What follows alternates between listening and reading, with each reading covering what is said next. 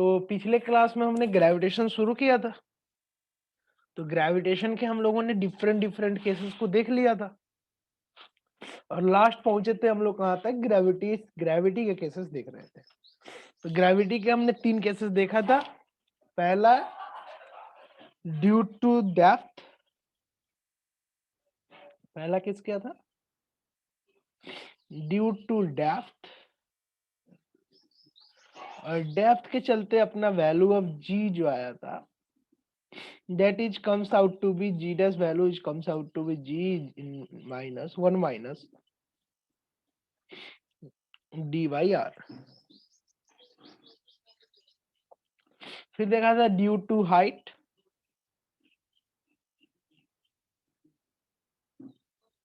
तो हाइट के चलते जी डैश, ये अप्रोक्स फार्मूला आया था g into 1 minus 2h by R. फिर हमने देखा था ड्यू टू रोटेशन,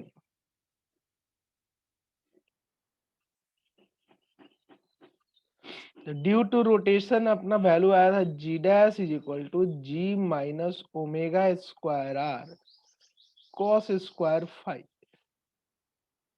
ये बना था अपना। Now we will see some important cases. पहला हम लोग देखेंगे escape velocity. Escape velocity,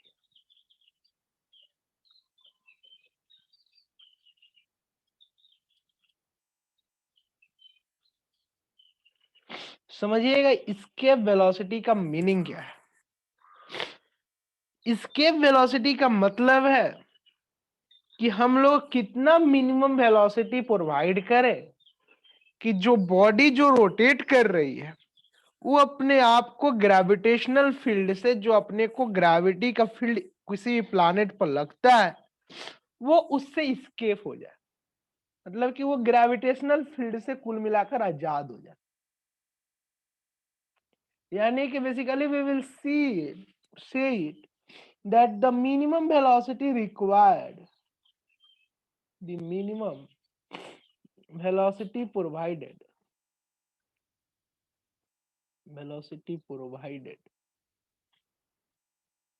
to escape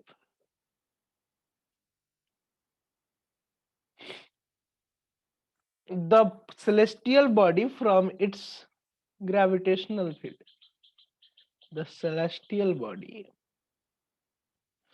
from the gravitational field,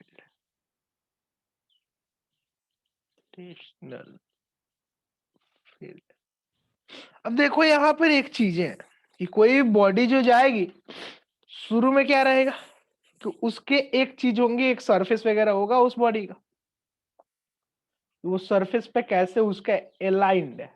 जैसे कि सरफेस अलाइंड की मतलब है कि आपका जो भी बॉडी वगैरह हम लोग लेकर चलेंगे वो कुछ इस तरीके से वर्किंग में होगा। मान लो ये अर्थ सरफेस हो गया, तो यहां पर अपना सेलेस्टियल बॉडी है सरफेस पे, इसको यहां से उठाकर कहां ले जा रहे हो, इन्फिनिटी। तो यहां पर भी इसकी कुछ काइनेटिक एनर्जी होगी और कुछ पोटेंशियल एनर्जी होगी, और इन्फिनिटी पर वो जस्ट निकल रहा है, तो यहां पर काइनेटिक एनर्जी भी जीरो कर रहे हैं और पोटेंशियल एनर्जी भी इसकी जीरो कर रहे हैं, दोनों केस को जीरो कर रहे हैं। जब दोनों केस को जीरो कर रहे हैं, तो जब हम इस केस को अप्लाई कराते हैं यहां पर, तो you will get that by using energy conservation, kinetic energy initial plus potential energy initial, that is equal to kinetic energy final plus potential energy final. ये अपना रिलेशन बनेगा। अब मैंने यहां वैल्यू भर दिया काइनेटिक एनर्जी इनिशियल का, potential energy initial का, काइनेटिक एनर्जी फाइनल और पोटेंशियल एनर्जी फाइनल, इन दोनों का वैल्यू पुट कर देते हैं। काइनेटिक एनर्जी इनिशियल कितना है बाबू, that is given, that is something value, that is half mv square। Potential energy initial कितना होगा, तो g into mass of earth into mass of body by R. इधर दोनों 0। तो यहां से अपने को वैल्यू देखो तो v²/2 इज इक्वल टू बन रहा है g into mass of earth by are. तो यहां से v की वैल्यू बन जाएगी √2 in times of g times of mass of earth by R के बराबर। अब मैं क्या करता हूं, ध्यान दीजिएगा, मैं दोनों साइड r से मल्टीप्लाई कर दिया, into R up and down. तो ये बन गया G_me/r², and that is nothing but g। तो यहां से v स्केप बन जाएगा √2gr। This is all about escape velocity. तो जब भी हम लोग स्केप वेलोसिटी की बात करें, इन सारे वैल्यूज वगैरह को अगर हम लोग फॉर अर्थ की बात की जाए, तो फॉर अर्थ हमें मालूम है कुछ चीजें कि जी की वैल्यू अपने अर्थ के लिए 9.81 लेते हैं अप्रोक्सीमेटली। Yes sir. और आर की वैल्यू हम लोग 6400 लेते हैं, और we can say it as 6.4 into 10⁻6 metre. तो ये वैल्यूज को अगर हम लोग पुट कर दे तो वी स्केप जो आती है that is comes out to be रफली equal to 11.2 into 10³ metre per second. That is the value of escape velocity for earth ही आती है। तो इसमें हम लोगों को देखना पड़ता है कि कोई बॉडी वगैरह को लॉन्चिंग कर रहा हो अर्थ के सरफेस से, तो उस बॉडी को अगर उस सरफेस से अर्थ के उस प्लैनेट के बॉडी से बाहर निकालना है, तो the body's velocity must be greater than v escape to escape from surface, क्योंकि वो मिनिमम वेलोसिटी थी, तो उससे बाहर निकलना होगा। तो हम लोगों को मिनिमम तो इतना रखना ही पड़ेगा, तब जाकर हम लोग बाहर निकल पाएंगे, वरना निकलने के चांस ही नहीं है। एक क्वेश्चन हम लोग छोटा सा करते हैं कि एक पार्टिकल्स को कितना मिनिमम एनर्जी दी जाए 1 kg पार्टिकल्स को, कि वो अपने को ग्रेविटी फील्ड से एस्केप कर जाए।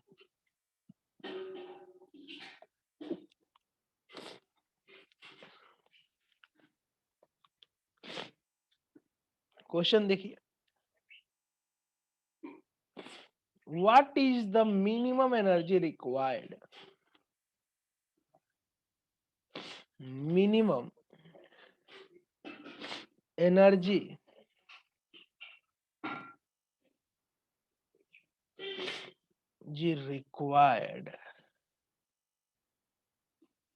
required to escape from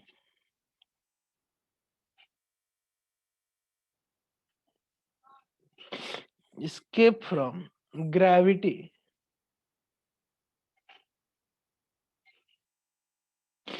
of the earth। ये अर्थ के escape कर जाए ग्रेविटी से। तो यार हम लोगों को एक चीज मालूम है कि we write this work done is equal to integral of dw, और ये जो dw लिखते हो F.dr के रूप में लिखोगे, दैट इज इंटीग्रल F.dr। और हम लोग इस वैल्यूज को अगर हम लोग यहाँ सब्स्टिट्यूट करें तो ये वैल्यू बन जाएगी Gm/r² into mass of body into dr। ये बेसिकली डिस्टेंस r² लोगे, this is from r to infinity. तो ये वैल्यूज को अगर इंटीग्रेट कर दिए जाए कहां से कहां तक, r से लेकर इंफिनिटी तक, तो ये वैल्यू बन जाएगी that is equal to Gm into m/r।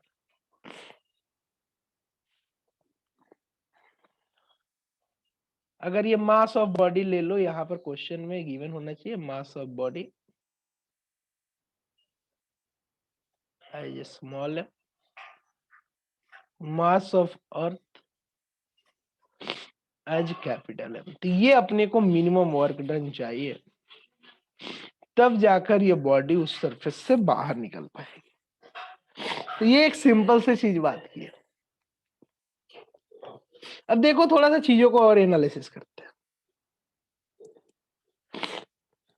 When we talk of these all these thing कि इनकी वैल्यूज कितनी ली जाए, कितनी कही जाए, कितनी नहीं कही जाए, इन सब चीजों के बारे में बात कर रहे हैं। थोड़ा सा बात करते हैं सैटेलाइट के केसेस को। किसकी केसेस को? Cases of satellite. सैटेलाइट की revolution, satellite in circular orbit, satellite in circular. जब सैटेलाइट की बात कर रहे हो सर्कुलर ऑर्बिट में, तो इसमें क्या है यार, सैटेलाइट को लॉन्चिंग की बातें करेंगे तब। ये सैटेलाइट सर्कुलर ऑर्बिट में कैसे है, कैसे रिवॉल्व कर रहा है, इन सब चीजों के बारे में बात करेंगे। तो यार समझो सैटेलाइट के साथ क्या होता है कि जब सैटेलाइट को अर्थ के सरफेस से ले जाते हैं, उसको एक पार्टिकुलर ऑर्बिट में ले जाकर छोड़ देते हैं, और उस पार्टिकुलर ऑर्बिट में जाने के बाद वो पार्टिकल्स जो है वो एक तुम्हारे पर, उस बॉडी पर वहां पर ग्रेविटेशनल फोर्सेस लगती है, और वो ग्रेविटेशनल फोर्सेस इतनी रहती है कि जस्ट वो पार्टिकल्स रिवॉल्व करना शुरू कर देते, मतलब कि वो उसमें सर्कुलर ऑर्बिट में मूव करने लगे। यानी कि that point, at that point the gravitational forces is influencing that is equal to its किसके? तो वो जो ग्रेविटेशनल फोर्स उस पे लग रहा है वह उस जगह पर उसके किसके बराबर होगा? तो equal to its centripetal force. यानी कि किसी जो पार्टिकल जो अर्थ पर ऐसे है, यहां से तुमने उठाया और उठाकर लाकर किसी पार्टिकुलर ऑर्बिट में छोड़ दिया, तो यहां से इसकी जो भी डिस्टेंस लेट से स्मॉल आर है, तो ये यहां पर ये रिवॉल्व करना शुरू करेगा। This particle start rotating here, यहां से हम लोगों का पार्टिकल्स रोटेट करना शुरू करेगा। तो अपने को हम लोग डिफरेंट डिफरेंट केसेस देखते हैं, एक एक केसेस को। तो सबसे पहला केसेस अगर मान लो ये अपने को मान के चल रहे हो कि यहां से ये डिस्टेंस आर है, तो इस डिस्टेंस को ऐसे लिखो कि हम लोगों को थोड़ा समझ में आए, चीजें समझ में आती चले। This distance is R, unless this distance is capital R and this distance is capital small H, तो here R will come equal to R plus H. तो अपने को centripetal force that is mva square by R, that is velocity of satellite, that is equal to लिखेंगे g into mass of earth into mass of satellite। यहां distance जो लिख रहे होगे वो स्मॉल आर लिख रहे होगे, सॉरी, क्योंकि डिस्टेंस स्मॉल आर लेना पड़ेगा। That is equal to gmm by r square. यहां से एक आर कैंसिल हो गया और यहां से अपना एक मास कैंसिल हो गया बाबू। तो यहां से वेलोसिटी ऑफ सैटेलाइट कितनी बन गई अपनी बाबू? Root under gme by R बना, बोलो हाँ या ना? Yes, sir. तो ये जो वेलोसिटी ऑफ सैटेलाइट बन गई root under gme by are. तो ये जो आर जो वैल्यू बनी है is equal to nothing but root under g into mass of earth upon r plus h. My first question is, when the satellite revolving just nearer to the earth's surface, if satellite is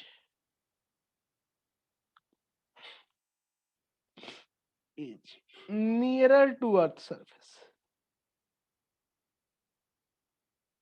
जब ये earth surface के नजदीक होगा, implies that क्या बना कि H की value अपनी कितनी हो गई? 0।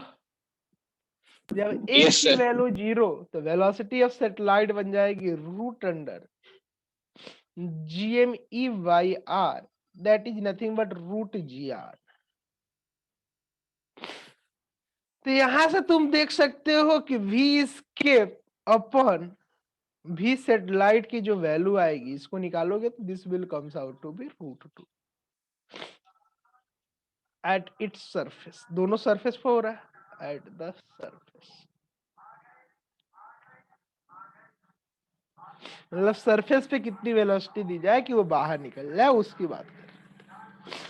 अच्छा ठीक है, हम लोगों ने वेलोसिटी निकाल लिया ऑर्बिट का।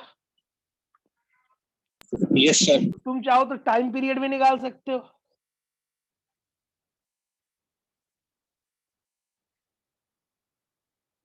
तो टाइम पीरियड को लिख रहे हैं t, that is equal to nothing but 2πr/v। जितने पार्टिकल मूव कर रही है उसको लिखेंगे आप।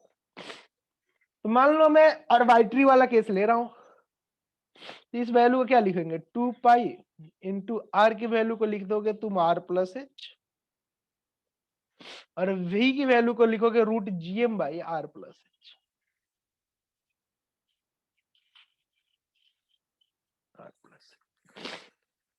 तो इस सारे चीजों को अगर हम लोग लिख रहे हो इस रूप में gm/r+h के रूप में, तो इसको चाहो तो हम लोगों को कुछ वैल्यू वगैरह को कैंसिलेशन वगैरह कर सकते हैं, कितना बन रहा है वो चीजें देखा जाए कि ये वैल्यूज कितनी बन रही है, कैसी नहीं बन रही है।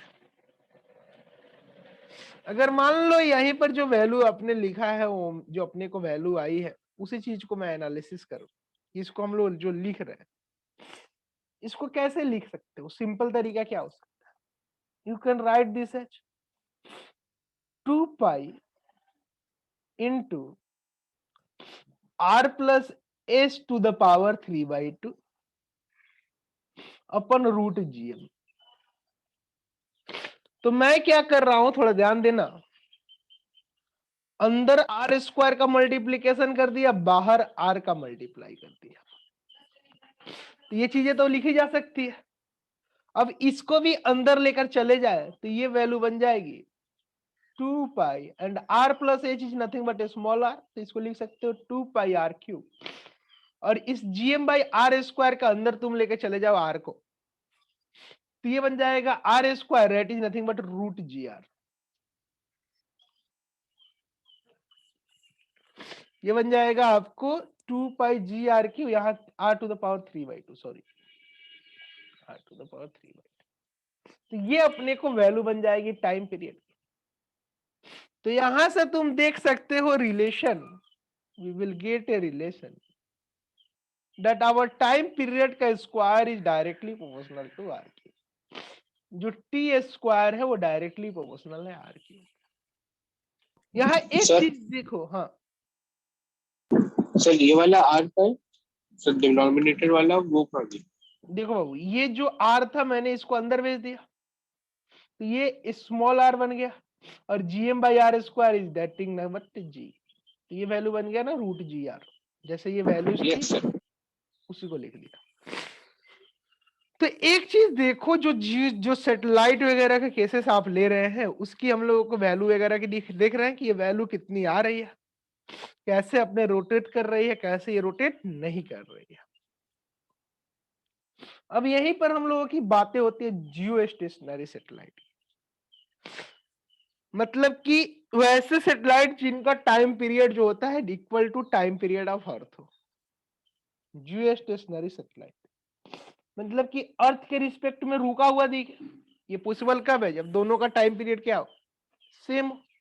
तो जब दोनों की टाइम पीरियड सेम होगी तो मतलब दोनों चीजें हमेशा एक ही जगह दिखेगी, तो प्लानेट कैसा दिखेगा, वो सैटेलाइट कैसा दिखेगा, बेसिकली तो स्टेबल रुका हुआ दिखेगा। तो basically when we are talking of geostationary satellite,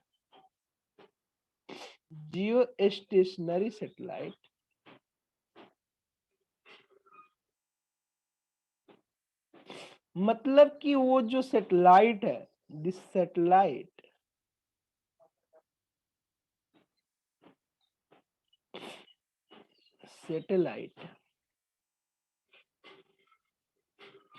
have same time period, किसके रिस्पेक्ट में, एज अ प्लैनेट। और वो प्लैनेट कौन सा था, बेसिकली अर्थ की बात कर रहे हो, तो अर्थ के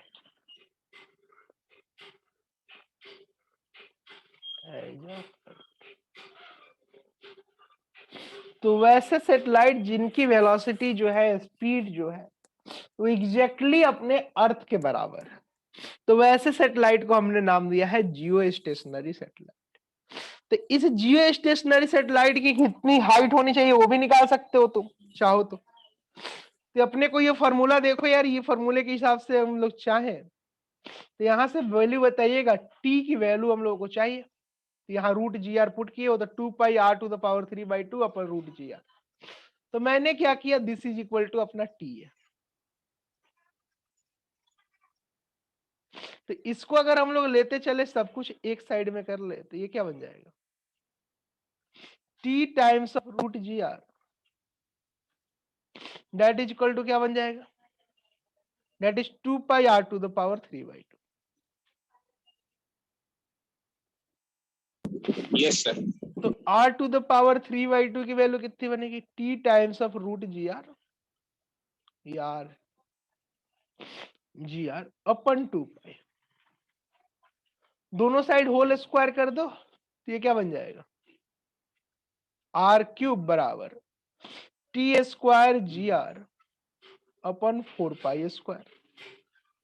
तो यहां से तुम r की वैल्यू निकाल सकते हो, that will comes out to be t square g are upon 4 pi square to the power 1/3, and this r is nothing but r plus h, that is t square gr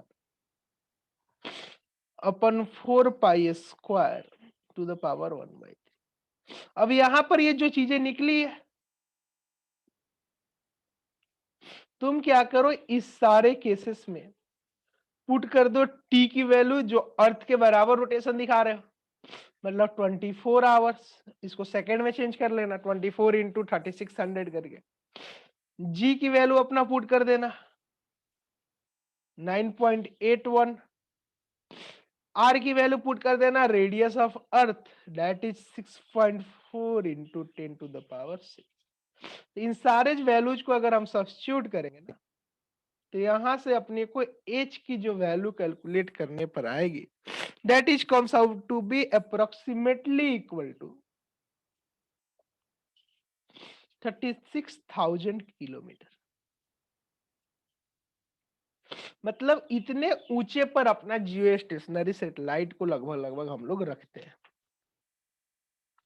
तो यानी कि ये एक cases है कि अगर अपना जो सैटेलाइट जो रख रहे हो, that satellite should be placed there at a height of 3600 kilometre. वो अपना सैटेलाइट जो होनी चाहिए उतने हाइट पर अपने को प्लेस्ड होने चाहिए ताकि वो अपने को अच्छे से रोटेट कर सके, अच्छे से वो अपने को केसेस को दिख सके। इतने हाइट पर तो मिनिमम होनी ही चाहिए अपनी सैटेलाइट। और देखो चीजों को थोड़ा सा और विजुअलाइज करते हैं। अगर एनर्जी की बात कर ले इन सैटेलाइट्स की, what will be the minimum energy of this satellite, energy of satellite. तो अगर एनर्जी की बात कर रहे हो इन सैटेलाइट्स की, तो हम लोग एनर्जी को कैसे लिखेंगे बाबू, एक तो अपने सेंट्रीफ्यूगल फोर्स से निकाले हो आप, that is mv²/r, that is equal to g into mass of planet into mass of body by r²। तो यहां से एक r से एक r कैंसिल हो जाएगा, तो हाफ mv² की वैल्यू निकालनी होगी, तो ये बन जाएगी हाफ टाइम्स ऑफ, और mv² की वैल्यू ऑलरेडी निकाल चुके हो gmm/r। ये इसकी काइनेटिक एनर्जी बनेगी। अगर पोटेंशियल एनर्जी की बात कर रहे होगे तो पोटेंशियल एनर्जी कितनी बनेगी, that is nothing but minus g into mass of body into mass of body into mass of planet by r, that is potential energy। तो टोटल एनर्जी निकालना होगा, that is sum of both। तो ये आएगा g times of m times of 2r। तो यहां से आप एक चीजें देख सकते हैं कि kinetic energy is equal to minus of total energy, that is equal to minus of potential energy by 2। ये एक रिलेशन याद कर सकते हो कि एक सैटेलाइट है तो सैटेलाइट की काइनेटिक एनर्जी जो होगी वो माइनस ऑफ टोटल एनर्जी के बराबर होती है, that is equal to minus of potential energy by 2 के बराबर। अब ये याद रखना, काइनेटिक एनर्जी कभी निगेटिव तो हो नहीं सकती है, क्योंकि वो v स्क्वायर का टर्म आता है वहां पर भाई। Kinetic energy must be positive always, this kinetic energy must be positive always. चाहे कुछ भी केस हो जाए, अपना काइनेटिक एनर्जी जो होनी चाहिए हमेशा क्या होनी चाहिए, पॉजिटिव होनी चाहिए। कि ये चीजों को Yes, कैसे sir. विजुअलाइज कर सकते हैं, कैसे होंगे, इन सब चीजों के बारे में बात कर रहे हैं। तो अपने को इन सब चीजों के केसेस को देख रहे हैं कि वन बाय वन ये कैसे हो रहे हैं, कैसे नहीं हो रहे हैं। तो ये ऑल अबाउट था किसके अबाउट में, तो this all this things about satellite, geostationary satellite and satellite motion. अब अपने को थोड़ा सा केस देखना है, that is about nothing but Kepler's law. Now we are moving to one of the wonderful topic, Kepler's law.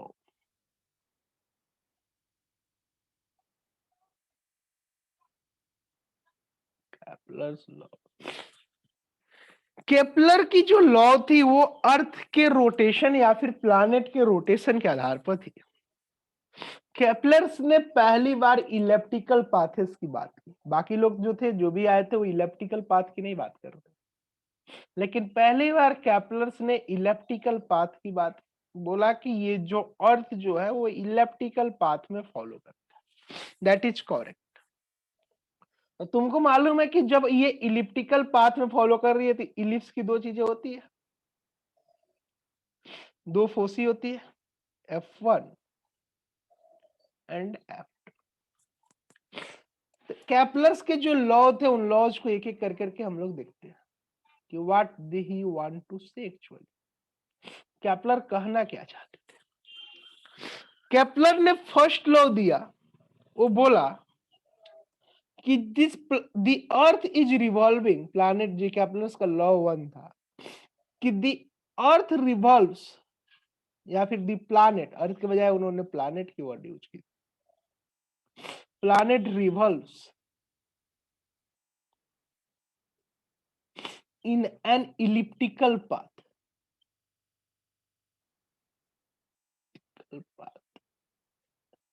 and the sun is situated at one of its foci, at one of its, एक focus पर अपना सन है। ये कहा नाम था किसका, Kepler's का।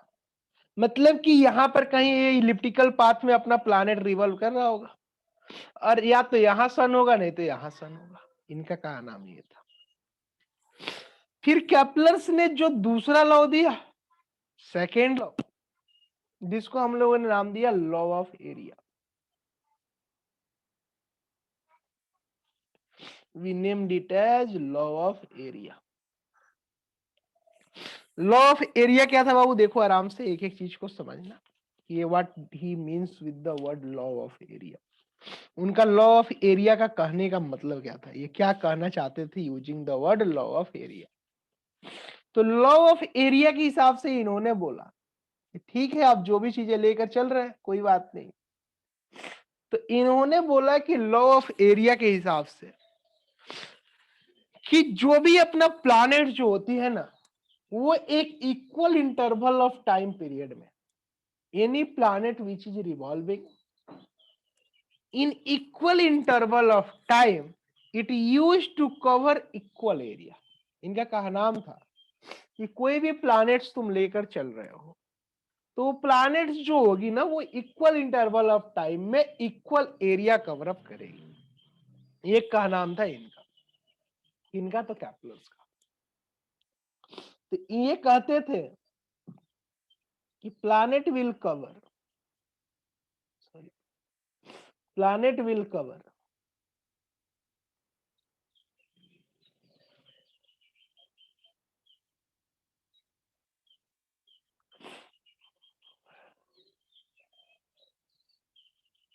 will cover equal area in equal interval of time, equal interval of time, equal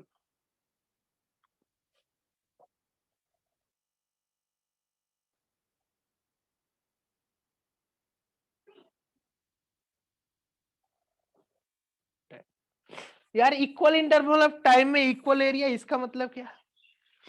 इसका मतलब है कि अगर हम लोग लिख रहे हैं ए की वैल्यू, अगर मान लो कोई प्लैनेट्स है, ऐसे है ये इलेप्टिकल पाथ,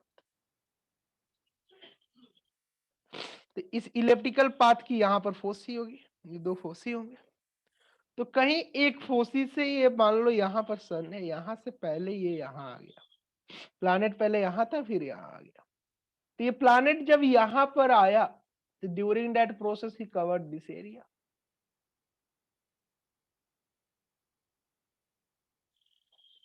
इन्होंने ये एरिया कवर अप किया। जब ये एरिया इनकी कवर अप हुई इस बाउंड्री के अबाउट, इस बाउंड्री के, जब ये एरिया इनकी कवर अप हुई बाबू, हम लोग क्या कर सकते हैं कि ये जो एरिया जो है डीए, इसको हम लोग स्मॉल एरिया डीए के रूप में लिखते हैं, that is equal to 1/2 are square d theta कर देते हैं, डी थीटा। तो अपने को डीए बाई डी टी लिखिएगा,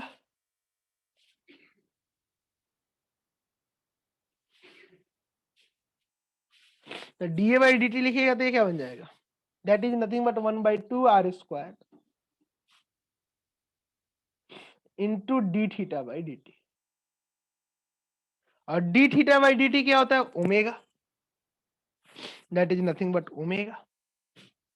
this can be written as 1/2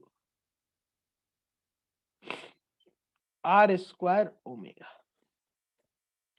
और 1/2 आर स्क्वायर ओमेगा को क्या लिखोगे, दैट इज नथिंग बट, एक चीज तुमको मालूम है, we use to write m omega square r, that is equal to angular moment.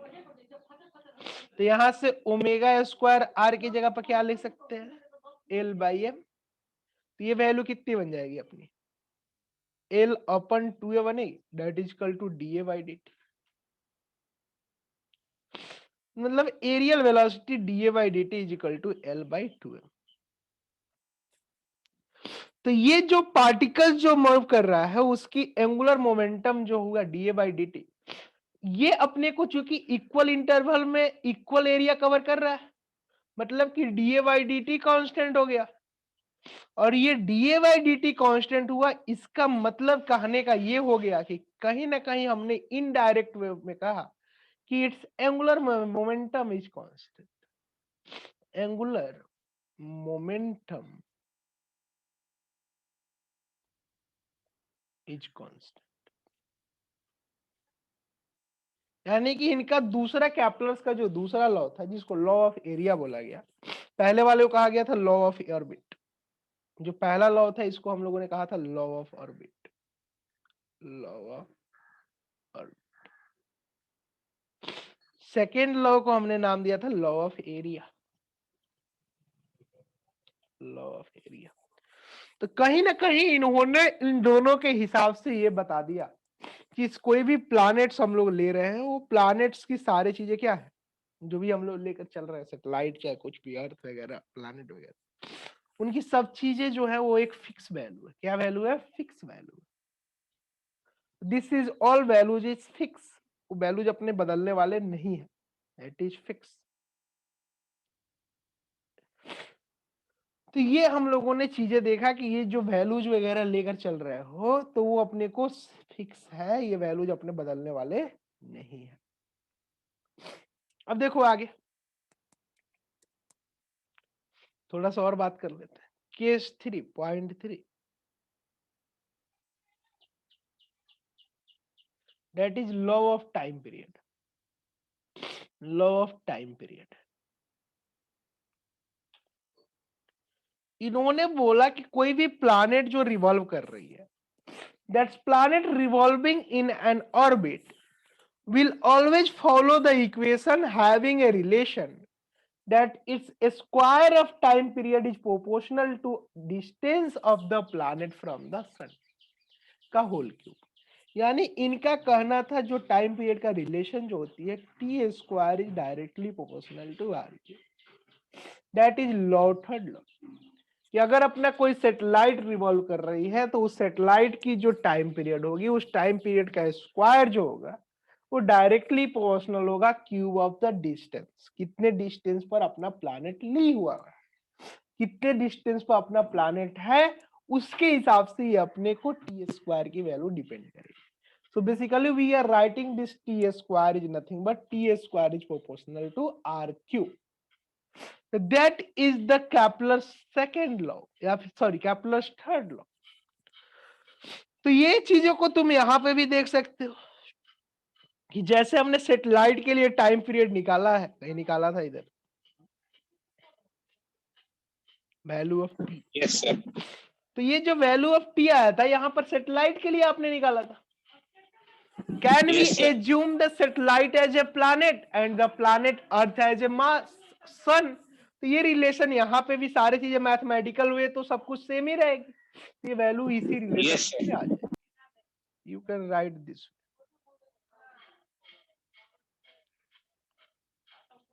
तो इस रूप में आप लिख सकते हैं. Now let's see one of the last topic in theoretical portion. That is about angular momentum of satellite. What will be the angular momentum of any satellite? Angular momentum of satellite. एक satellite की angular momentum क्या होगी यार? Angular momentum तो constant आएगी, वो देख लिए थे कैप्लर्स के सेकंड लॉ से. सैटेलाइट की behaviour just as a planet होगी, वो भी चीजें देख सकते हो. मतलब सैटेलाइट को रिप्लेस कर दो प्लैनेट से और अर्थ को रिप्लेस कर दो सन से, तो वो तो चीजें सब कुछ आ जाएगी same to same. Yes, sir. तो हम लोग लिखते हैं एंगुलर मोमेंटम को what we used to read, right? We write L is equal to R cross P. It is a cross product of distance with velocity, or we can say momentum, R cross P. So this can be written as R cross P can be written as R cross mv, and v is nothing but velocity of satellite. और इस case में अपने को r और v दोनों तुम्हारे क्या रहते हैं? परपेंडिकुलर, क्योंकि सैटेलाइट जो भी रिवॉल्व करेगी वो एक सर्कुलर टाइप का ऑर्बिट होगा ऐसे. Yes, sir. तो ये जो रिवॉल्व कर रही होगी तो यहाँ पर ये सर्कुलर ऑर्बिट है, तो वेलोसिटी की डायरेक्शन इधर की तरफ और रेडियस की डायरेक्शन इधर की तरफ, तो दोनों परपेंडिकुलर. तो r cross p is nothing but rp only, rp only. तो ये rp ही बन जाएगा. तो यहां से अपने को मिलेगा वैल्यू ऑफ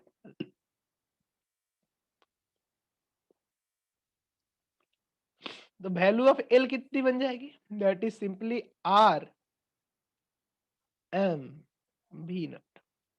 और ये वैल्यूज वगैरह को v की वैल्यू को पुट कर दो, अभी निकाल चुके हो. That is nothing but gm by r, root under gm by r.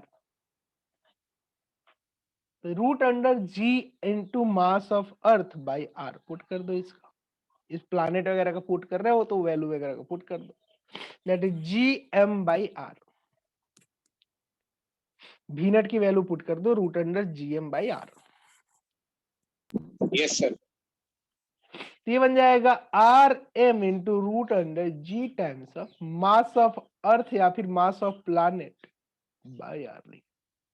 याद रखना, ये बहुत लोग क्या करता है गड़बड़ी में, ये जल्दबाजी में क्या करेगा कि ये जो मास है इस दोनों मास को सेम करा देगा. अरे ऐसा थोड़ी होगा यार. This is mass of earth and this is mass of planet. तो momentum depends on, angular momentum depends on mass of planet. लेकिन देखो यहाँ time period independent of mass of satellite, independent of mass of satellite. Satellite का mass नहीं रहता, यहाँ planet का mass रहता, not of satellite. Yes, sir. This is all about the cases of the value of R. अपने को निकल जाएगी, ये अपने को वैल्यू वगैरह को पुट कर सकते हैं. R cross M into V naught, तो ये वैल्यू बन जाएगी इतनी. तो इसी चीज को बहुत लोग अगर r को अंदर ले ले तो ये बन जाता है r into root under g into mass of earth into mass of satellite by r square. This is equal to angular momentum. ये वैल्यू बन जाएगी. तो ये अपने को जो केसेस देख रहे थे कि ये अपने पार्टिकल्स को कैसे रखे हैं, कैसे नहीं रखा गया।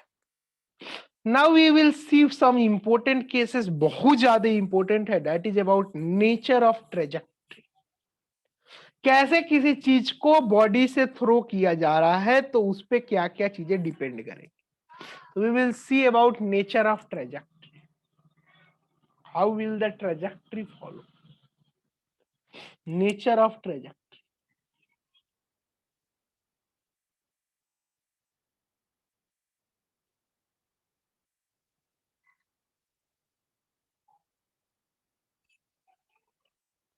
ट्रेजेक्टरी की बात कर रहे हो कि ये ट्रेजेक्टरी फॉलो कैसे करेगी, तो ट्रेजेक्टरी की बात करेंगे कैसे ये नेचर होंगे। जैसे कि यहाँ कोई भी अर्थ वगैरह टाइप की प्लानेट होगी इधर, ऐसे करके सिंपल सी,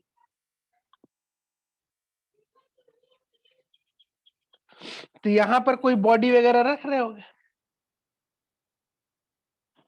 यहां से किसी चीज को थ्रो वगैरह करते हैं, तो ये ट्रेजेक्टरी का नेचर कैसे दिखेंगे इनके बारे में बात कर रहे हैं। तो अपने को कैसे फेंक रहे हो उस पर डिपेंड करेगा। ये रेडियस आर है, मान लो रेडियस कितनी आर है, तो केस वन कि अगर ये v की जो वैल्यू है, केस वन ट्रेजेक्टरी की बात कर रहे हैं, पहला नंबर केस वन, अगर ये v की वैल्यू 0 के बराबर हो गई, ये v इज इक्वल टू 0, तो ऐसे ही छोड़ रहे हो बस, ड्रॉपिंग का केसेस हो जाएगी। तो इसका मतलब ये हुआ कि this body will fall directly on the earth surface, it will fall, will fall directly to the earth।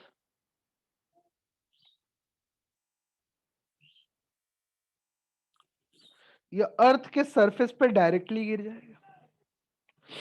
दूसरा केस समझो, पॉइंट नंबर 2, दूसरा केस ये है कि जो वेलोसिटी ले रहे हैं वो वेलोसिटी अपने प्लैनेट की वेलोसिटी यानी कि सैटेलाइट की वेलोसिटी के कैसे प्रोपोर्शनल है। यानी कि if v is less than v satellite but greater than 0, तो तुम तो जानते हो सैटेलाइट की वेलोसिटी कितनी होती है, root ji are.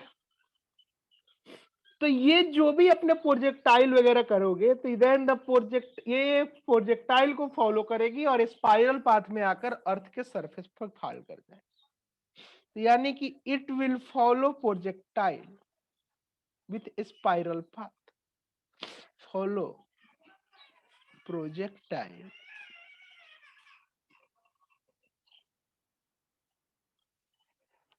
With spiral path.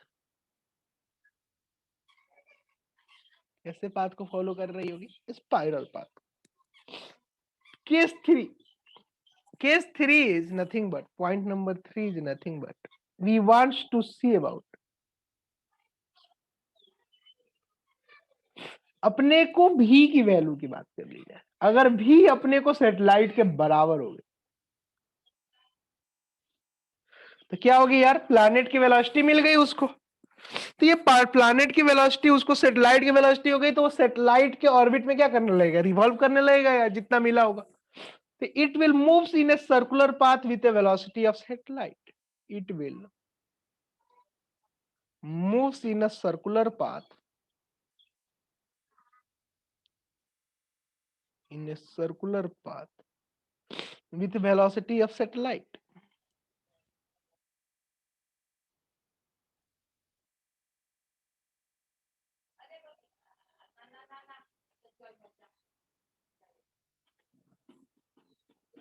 with the velocity of satellite। चौथा देखो, चौथा केस ये हो सकता है कि जो पार्टिकल्स आपने भेजा उसकी वेलोसिटी जो है वो सैटेलाइट की वेलोसिटी से बड़ी है लेकिन इसके वेलोसिटी से छोटी है, तब क्या होगा, तब ये जो सैटेलाइट जो होगी ना ये अपने को एक इलिप्टिकल पाथ में मूव करना शुरू कर देगी। it will starts moving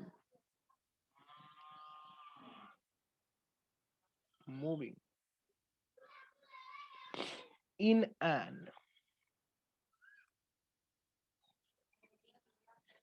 elliptical path. ये इलिप्टिकल पाथ में मूव करना शुरू कर दे। कब जी? जब v की वैल्यू जो ले रहे हो सैटेलाइट से छोटी है और इसके वेलोसिटी से बड़ी है। अब इसमें देखो केस 5 जो इंपोर्टेंट है, पांचवे और छठे दोनों केसेस इंपोर्टेंट है। पांचवा पॉइंट ये है कि अगर मान लो v की वैल्यू v स्केप के बराबर हो गई,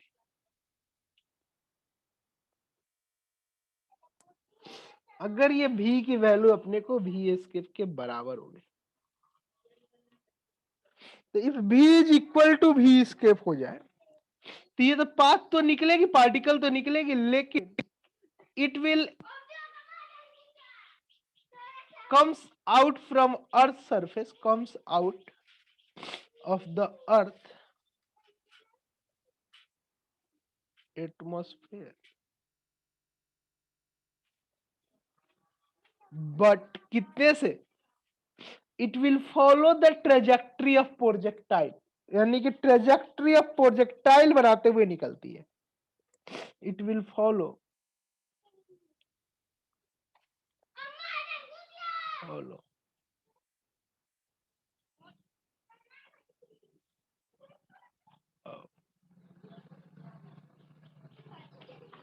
प्रोजेक्टाइल। लेकिन अगर मान लीजिए जो हम लोग प्लैनेट्स वगैरह लेकर चल रहे हैं, अगर उनके केसेस में क्या हो कि इनकी जो वेलोसिटी है वो अपनी को एस्केप वेलोसिटी से बड़ी आ जाए,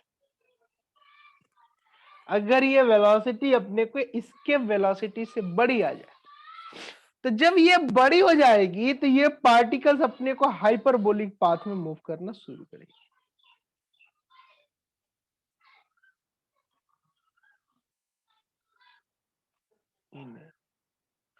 हाइपरबोलिक पाथ।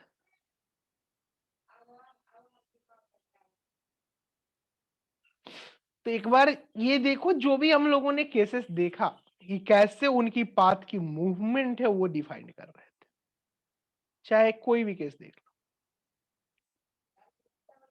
तो हम लोग थोड़ा सा जस्ट रिकॉल कर लेते हैं केसेस को। हमने पढ़ा डेप्थ के चलते जी की value that is G into 1 minus D by R.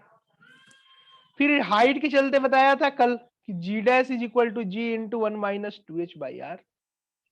और फिर बताया था रोटेशन के चलते जी डैश की value that is G minus omega square R cos square phi. Yes sir. फिर हमने इसके वेलोसिटी की बात की है कि minimum velocity provided to escape from the celestial body of the field, यानी कि लास्ट वाले दोनों जीरो हो जाए। तो इन केसेस से एस्केप वेलोसिटी निकाल दी। फिर हमने बताया कि इसको सरफेस से निकलने के लिए इसकी वैल्यू एस्केप से ज्यादा होनी चाहिए मिनिमम। फिर हमने एनर्जी वाले क्वेश्चंस को किया एक छोटा सा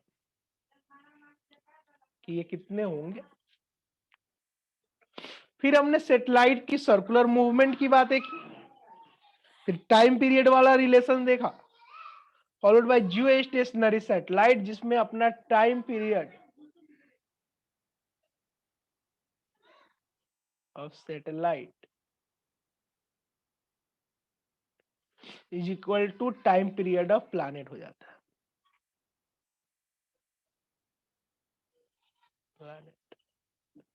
और यहां चूंकि अर्थ की बात कर रहे हो तो अर्थ की बात करें। फिर हमने ये रिलेशंस देखे एनर्जी वगैरह के। फिर कैप्लर्स के तीनों law, orbit law, area law and time period law. Orbit law में इलिप्टिकल पाथ में फॉलो, एरिया लॉ से एंगुलर मोमेंटम उनका कांस्टेंट, और टाइम पीरियड लॉ से हमने देखा कि t square is directly proportional to r. फिर हमने वैल्यू ऑफ एल का केसेस देखा एंड फॉलो ऑफ ट्रेजेक्टरी की बात। So this is all about the cases of how is the particle is moving.